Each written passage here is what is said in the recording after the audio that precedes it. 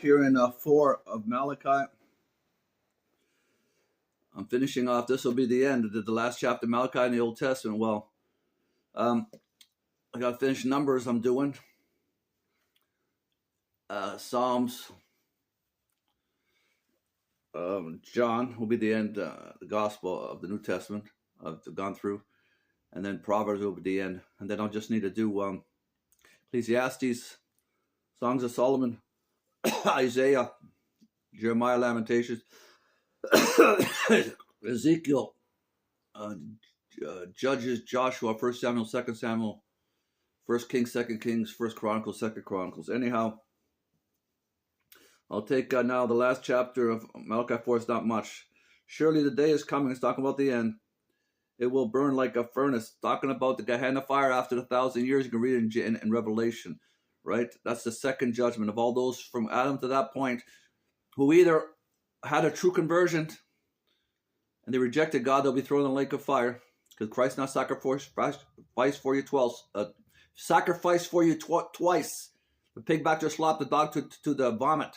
Okay? Yes, there is a death after true conversion. If you reject God, because you have to fight to the end. That's why you got to carry your cross to the end. That's why you got to fight the good fight to the end. That's why you got to run the race to the end. That's why you got to wrestle against flesh and blood, against spiritual principalities against the end. Right? That's why you got to build that house to the end. Walk the straight and narrow to the end, at least to life. Right? Build that house, the Christian house, as people mock you. It'll burn like a fire, the Gehenna fire. All the arrogant, the sinners, and every evildoer will be stubble. There you go. And at that day, that is coming, will be sent on them like on fire. Will set them on fire, says the Lord Almighty. Not a root or a branch will be left of them, but for you who revere God. You don't call anyone a reverend, but a minister to serve. But revere God. My name, God, the Son, that's S-U-N. The Son of Righteousness will rise with healing in its wings. Talking about the hot, like a hot sun. S-U-N. Of righteousness and goodness, right? And pleasing to everybody. That's what it's talking about here in this case.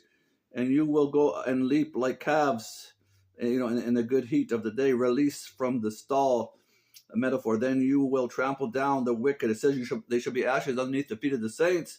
When I do these things, O Lord, remember the law of my servant Moses. I need to glean here at Horeb. See, I will send you Elijah. That was John the Baptist before Jesus Christ's first coming. He will turn the hearts of the fathers to the children to start the New Testament. That's what it means here.